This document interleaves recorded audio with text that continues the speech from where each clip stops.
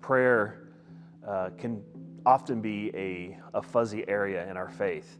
Oftentimes we think of prayer as what do we need or what does the other person need that we're praying for, and not really think about the true impact of what we're doing ourselves with God. I think in Scripture we see over and over again that Christ himself went into prayer to commune with the Father, and same with us.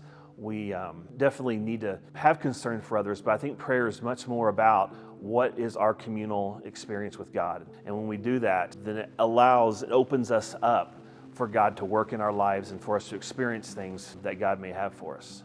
Communion with God brings us in a special relationship, in a special place that really opens us up and allows God to work in our life. Oftentimes we live busy lives and we don't have the opportunity to even sit still for a minute.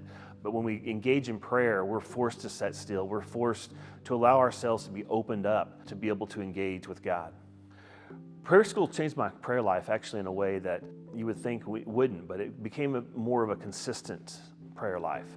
Not because before I didn't want it to be consistent, but because now it became much more of a different focus. It became less of a focus of a chore or a task I had to do, and it became much more of an experience that I wanted each morning. A specific instant where prayer school has changed my prayer life was in reading of the Lord's Prayer.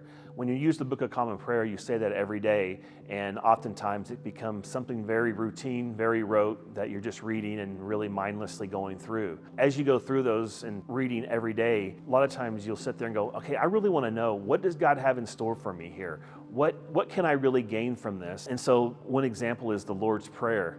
I had read it many times throughout my childhood, many times throughout my adulthood, and one day I was sitting there and it was like God just opened up my eyes and said, right here is just the basics of life. Our Father who art in heaven, hallowed be thy name. We're giving praise to God. We're acknowledging God, asking him to forgive us as we've forgiven others, the forgiveness, and then asking him that our life here on earth is his will, that we're living according to his will. And so really just the very basics of life that we have, that we need, are within the Lord's Prayer there. And when we engage with the Book of Common Prayer, it's really cool that we're engaging with people all around the world, that everyone's using the Book of Common Prayer. You're all reading the same scriptures, all reading the same messages, and God is being able to use a central message, and you're uniting with Christians all over the place.